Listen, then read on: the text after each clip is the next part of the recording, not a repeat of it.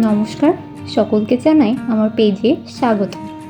আমি আজ আপনাদের সামনে যে ভিডিওটি নিয়ে এসেছি সেটি হলো আমার হাতে আঁকা একটি ম্যান্ডালা আর্ট। যদিও এই ছবিটি আজকে থেকে 3 বছর আগের আঁকা একটি ছবি। এই ছবিটির ভিডিও রিলস আকারে পেজে শেয়ার করা হলো, তবে কোনো লং ভিডিও আমি পেজে শেয়ার করিনি। তাই আজকে শেয়ার করছি আমার আঁকা এই ছবিটির ডিটেলস ভিডিও এবং এই ছবিটির আঁকার পেছনে আমার অভিজ্ঞতা কেমন ছিল সেটি। এই ছবিটি আমার কাছে শুধু একটি চিত্রকর্ম নয়, এই ছবিটির পেছনে আমি দেখতে পেয়েছি আমার অনেক দিনের একটি ধৈর্য ও মনোযোগের বহিঃপ্রকাশ। যদিও এই ছবিটি আঁকতে আমার অনেক সময় লেগেছে, কিন্তু প্রতিটি মুহূর্ত ছিল আমার জন্য অনেক শান্তিদায়ক। ভিডিওতে আমাকে যে ছবিটি আঁকতে দেখছেন, এটি আমরা মূলত ম্যান্ডেলা আর্ট নামে চিনে থাকি। ম্যান্ডেলা শব্দটি এসেছে সংস্কৃত ভাষা থেকে, যার অর্থ হলো বৃত্ত। এই বৃত্তের মধ্যে প্রতিটি স্তরে এবং নকশার ভিতরে লুকিয়ে থাকে গভীর ভারসাম্য, ধ্যান ও আত্ম অনুসন্ধানের এক বিশেষ বার্তা। সেই প্রাচীনকাল থেকে ম্যান্ডেলা বিভিন্ন সংস্কৃতির অংশ হয়ে এসেছে। হিন্দু ও বৌদ্ধ ধর্মে এটি একটি ধ্যান এবং আধ্যাত্মিকতার প্রতীক হিসেবে ব্যবহৃত হয়। এছাড়াও বর্তমানে আধুনিক যুগে এটি আর্ট থেরাপি ও মানসিক প্রশান্তির জন্য ব্যবহৃত হচ্ছে সারা বহির্বিশ্বে। আমি যখন এই ম্যান্ডেলা আর্টটি আঁকা শুরু করি, তখন আপনারা খেয়াল করেছেন আমি একটি সাধারণ বৃত্ত তৈরি করি, তারপর ধাপে ধাপে নতুন স্তরে যোগ করি বিভিন্ন ধরনের নকশা, প্যাটার্ন। এই প্যাটার্নগুলো আমি বিভিন্ন ঐতিহ্যবাহী নকশা এবং আধুনিক শৈলীর সংমিশ্রণে তৈরি করেছি। প্রথম দিকে মনে হয়েছিল এত বড় একটি ডিজাইন হয়তো আমার জন্য করা বেশ কঠিন হয়ে যাবে, কিন্তু ধৈর্য সহকারে যখন একটির পর একটি প্যাটার্ন আমি যোগ করতে গেলাম এবং দেখতে পেলাম যে একটি সাধারণ বৃত্ত থেকে একটি সুসংগঠিত নকশা রূপ নিচ্ছে, সত্যি সেই প্রসেসটা দেখতে আমার খুবই ভালো লাগছিল তখন। ম্যান্ডেলা আঁকার সবচেয়ে সুন্দর একটি দিক হলো এটি আমাদের ধৈর্য এবং মনোযোগ দুটিই একসাথে বাড়ায়। প্রতিটি রেখা, প্রতিটি কারুকাজ ধীরে ধীরে সম্পূর্ণ একটি চিত্র গড়ে তোলে।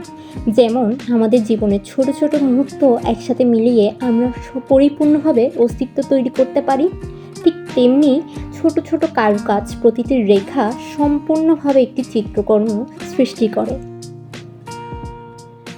ছবিটি আঁকা আমি ছোট বৃত্ত দিয়ে শুরু করলেও তারপর ধাপে ধাপে নতুন ডিজাইন যোগ করেছিলাম। কিছু কিছু জায়গায় এখানে আমি ফ্লোরাল প্যাটার্ন, কিছু কিছু জায়গায় জ্যামিতিক ডিজাইন রাখার চেষ্টা করেছি। এই শিল্পকর্মের সবচেয়ে গুরুত্বপূর্ণ একটি অংশ হলো এটি একটি নির্দিষ্ট বিন্দুকে কেন্দ্র করে শুরু হয়ে পুরো ক্যানভাস জুড়ে তার ভারসাম্য বজায় রাখে। এই ভারসাম্যই হলো জীবনের একটি সুন্দর প্রতিচ্ছবি, যেটি আমি এই ছবিটির মাধ্যমে তুলে ধরার চেষ্টা করেছি। প্রাচীনকাল থেকে হিন্দু, বৌদ্ধ এবং অন্যান্য আধ্যাত্মিক সংস্কৃতিতে ম্যান্ডেলা ব্যবহৃত হয়ে আসছে। আমরা যদি দেখি, হিন্দু ধর্মে ম্যান্ডেলা আর্ট সাধারণত যজ্ঞ, মন্দির, মূর্তি সাজানোর কাজে ব্যবহৃত হয়ে থাকে।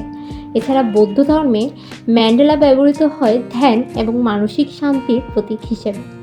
এছাড়াও তিব্বতীয় বৌদ্ধ ধর্মে বালি দিয়ে তৈরি ম্যান্ডেলা খুবই জনপ্রিয়, যা ধ্যান এবং ক্ষণস্থায়ী জীবনের প্রতীক হিসেবে ব্যবহৃত হয়। বর্তমানে ম্যান্ডেলা শুধু ধর্মীয় ক্ষেত্রে নয়, বরং চিত্রকলা, ডিজাইন, থেরাপি এবং বিভিন্ন আধুনিক সাজসজ্জায়ও ব্যবহৃত হয়। তার মধ্যে অন্যতম হলো ম্যান্ডেলা আর্ট থেরাপি। এটি মানুষের মনকে প্রশান্ত করে, স্ট্রেস কমাতে সাহায্য করে এবং সৃজনশীলতাকে উজ্জীবিত করে। এছাড়াও গ্রাফিক ডিজাইন ও ইন্টেরিয়র ডিজাইনে ম্যান্ডেলার ব্যবহার সুস্পষ্টভাবে পরিলক্ষিত। ম্যান্ডেলার নান্দনিক নকশাগুলো ফ্যাশন, ওয়েলপেপার, টেক্সটাইল ডিজাইন ও লোগো তৈরিতে ব্যবহৃত হয়। এছাড়া সবচেয়ে জনপ্রিয় ম্যান্ডেলা যেটির জন্য সেটি হলো যোগ বা মেডিটেশন। যোগ চর্চার সময় ম্যান্ডেলা ব্যবহার করলে মানসিক ফোকাস বাড়ে এবং ধ্যান আরও গভীর হয়। ম্যান্ডেলা আর্ট শেখার কিছু উপকারিতা রয়েছে, তার মধ্যে অন্যতম হলো মনোযোগ ও ধৈর্য বৃদ্ধি করে, এটি সৃজনশীলতা বাড়ায়, স্ট্রেস কমায়, মানসিক শান্তি আনে এবং আত্ম অনুসন্ধান ও ধ্যানের অভ্যাস করে তোলে। যারা মানসিক প্রশান্তি খোঁজে বা স্ট্রেস কমাতে চায়, তাদের জন্য ম্যান্ডেলা আঁকা একটি চমৎকার উপায়। যদি আপনাদের মধ্যে কেউ ম্যান্ডেলা আর্ট শিখতে চান, তাহলে আমার পরামর্শ থাকবে প্রথমে নিজেরা আপনারা সহজ ডিজাইন দিয়ে আঁকাটা শুরু করুন। ধীরে ধীরে আপনাদের নিজস্ব স্টাইল তৈরি হবে এবং আপনাদের সৃজনশীলতার প্রকাশ পাবে। আমি আশা করি আমার এই ভিডিওটি আপনারা উপভোগ করেছেন। যদি ভালো লেগে থাকে তাহলে লাইক, কমেন্ট ও শেয়ার করতে ভুলবেন না। এরকম আমার আঁকা আরও ছবি যদি আপনারা দেখতে চান তাহলে অবশ্যই আমার পেজটাকে ফলো করে দিয়ে পাশে থাকবেন। ধন্যবাদ সকলকে।